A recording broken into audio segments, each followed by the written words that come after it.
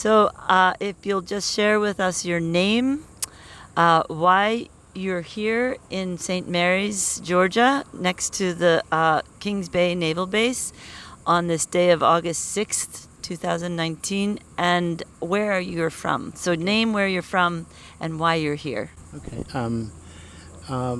My name is Gilberto Perez Sonora, and I'm here to support Steve Kelly and the others who may get 25 years in jail for praying and doing service in a nuclear plant here.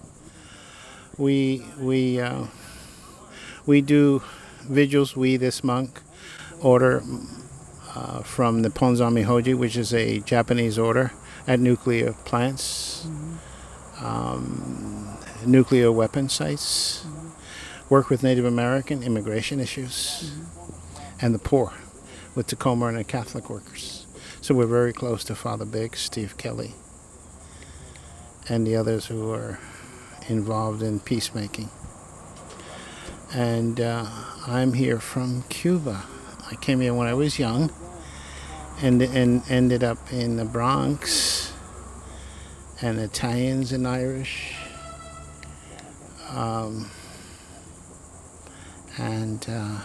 So I like pasta fazool, and I like cabbage and corned beef. I'll let you continue. Yes, because the possibility of using the doomsday clock I believe is 2 minutes. These were from scientists who do these studies. We came very close in Cuba. There's been accidents. Whether it's an accident or purposely, we have some knuckleheads in administration who are willing to press this button for silly reasons. That means all of nature. All of us will go as humans, as civilization. Omnicide is a word that's been used often. Even Daniel Ellsberg used it, and the Pentagon Papers. So that danger of us losing our planet, and we need nature. Nature doesn't need us. We need nature. And why are we destroying Mother Nature? Why are we destroying this world for power, for greed? And that's something that's been bothering me since the 60s with the assassination of Kennedy, Martin Luther King, the three students, Cheney, Goodman, and Schwerner, was epiphany that why would you murder students, young people, for registering black people to vote? I went to the Catholic Church to pray, and the priest never said anything. I was in shock. He didn't say anything. Right. So it was questioning my faith also. Why are we here? What's our purpose? And Father Biggs has been one of my teachers, Catholic priest and a Catholic worker. He's Irish, but I would still call him a mensch. A real mensch. So I just want to relate the story about Cornel West, who recently said that the killings in El Paso, Ohio, and his brother Trump is as American as apple pie. But he said also Martin Luther King is as American as apple pie. Amen. And we come from that 7 generations of faith, solidarity, working for peace, and love and compassion. And my brother Trump does not understand that. So it's up to us to work hard, to come to protest, to come to pray, that we don't use these weapons, to be of peace. And I'll add that Cornel West said, it's up to us to choose which apple pie wins. Good. And here we are. Hopefully that our continued prayer, walking, will prevent this awful weapon to be used again, which is a word Eisenhower used. We didn't have to use those awful weapons. Japan was already like a dead puppy dog, just a test to make Russia afraid of us. But now they have nuclear weapons. North Korea has nuclear weapons. Pakistan has nuclear weapons. When are we going to stop? And I think it was Einstein who says something like, anyone who plays with guns will one day use them. Thank you. Thank you. Can you tell us a little bit about your community and the vocation that you have? Well, it's a Buddhist order from Japan, and their main work is to abolish nuclear weapons because of the two awful things that we did in Japan, which is recent, 75 years. So therefore, our order, which is usually chanting and meditation in a temple, came outside to be socially engaged in the community. It's a little harder because you're meeting all kinds of people. And our founder monk, Fujidatsu Fuji, said to this in the 60s, go to America and support Native American issues and Afro-American issues. Good.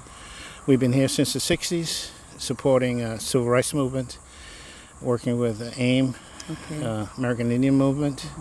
But we get involved, each temple is autonomous, so we can get involved whatever the local issues are. Could be gay rights. In Bangor, it's Native issues, reservations, drugs, nuclear weapons at the Bangor Nuclear Submarine Base, which is in Kitsap County, and it's the largest nuclear submarine base in the U.S. And if it was a country, it'd be the third largest country with nuclear weapons. Oh, wow. They have over 2,000 weapons ready to be shot within 3 minutes in their submarines. Wow.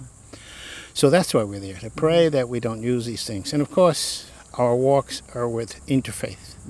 So we share prayer together, and we work with so many other groups. My brother monk sings spirituals. He's really incongruent with a bald head and singing black spirituals.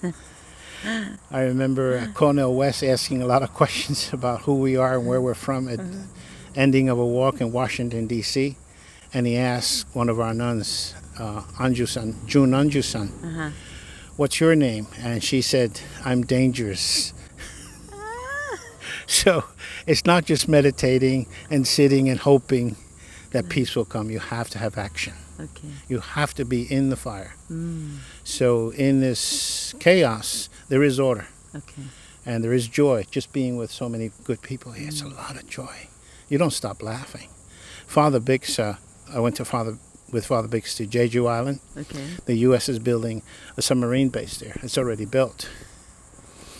And Father Bix passed away, but his humor was just so incredible. And I'll just tell you two stories.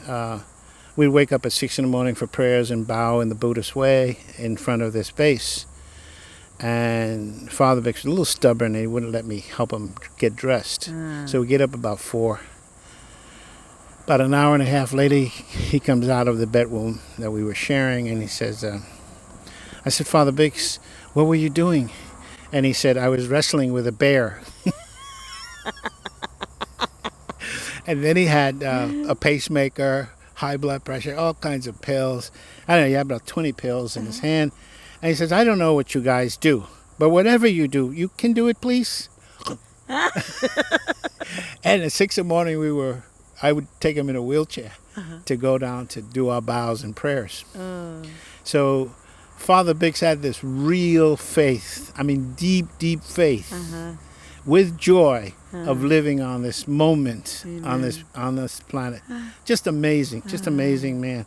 And the other story that he told me about, when he was 8 years old, his father was an engineer on a railroad, mother was a housemaker. They had the ice box. So in the 30s, the railroad also had homeless and the hobos.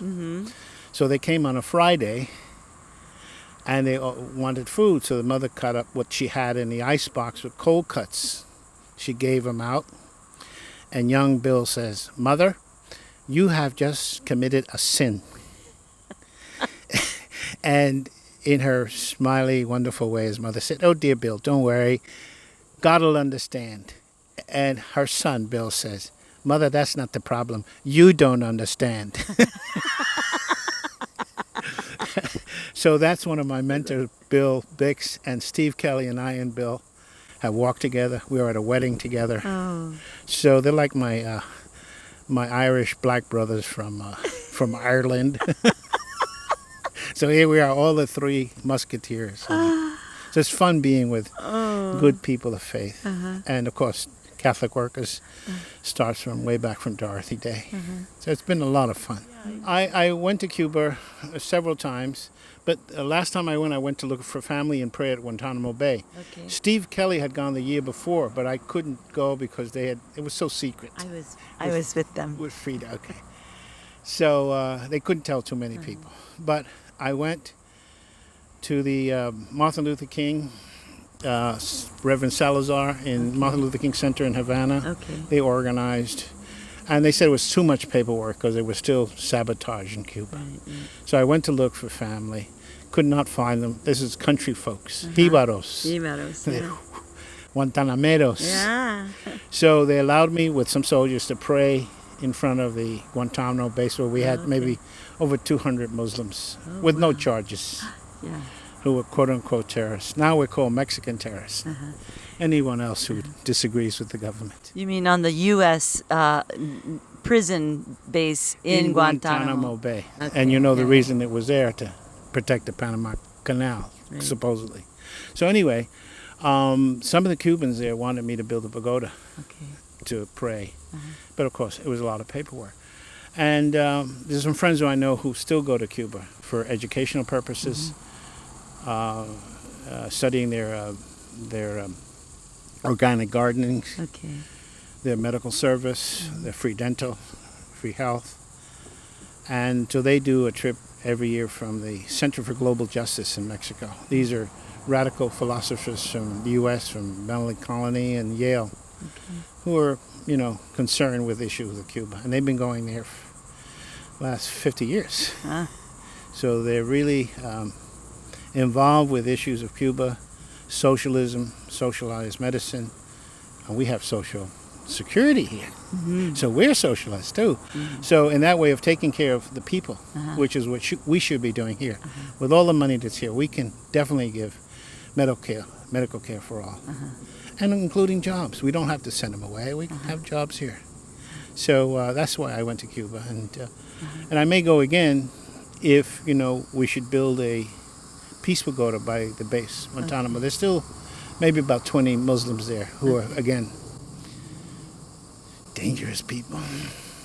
So your experience coming from Cuba, what year did your family migrate from Cuba to the United States? My grandfather asked his sons to go to Cuba to study in the late 30s, mid-30s. So they came here to study, but of course racism and all the rest was not possible. Some stayed here. Most stayed here. My father joined the service. Actually, it was, was lend and trade, I think. Lend and lease or something like that with England when they were in war. My father joined here in Savannah with merchant seamen. But when he got dark and the sun got to him, they were going to throw him overboard. He's not white. But anyway, then later he was befriended by an Italian to an officers' club in, I think, London. Then they went to New Jersey, Hoboken, the Liberty ships. And he was a merchant in Liberty ships. Normandy, Vietnam. He's been until he retired about 10 years ago. Wow. So that's how the family got here to get education and go back to Cuba. But as you know, Cuba is... it's hard because Cuba had only 3 universities before Castro, but only the elite could go. Now there's 63 universities and anyone can go. So the students here can also go for free. They don't have to pay all this tuition. It's a business here as opposed to education. And the significance of education, Tracy, may I say, it's all that's so important that we educate ourselves to the true history of America. And if we don't know that, we're going to repeat, or as Mark Twain says, it's not fashion imperialist, but it does rhyme. So we have to be careful to take care of this country, this beautiful country here. And I'm looking at all the Spanish moss behind you, and it's incredible. But I do remember Andrew Jackson and the Trail of Tears. So that's this balance of the hate, the crimes, the ability to remember, forget, and prayer. That we pray for the souls who have sacrifice on this land to Yeah. make a democracy. Yeah. Thank you very much. Thank you.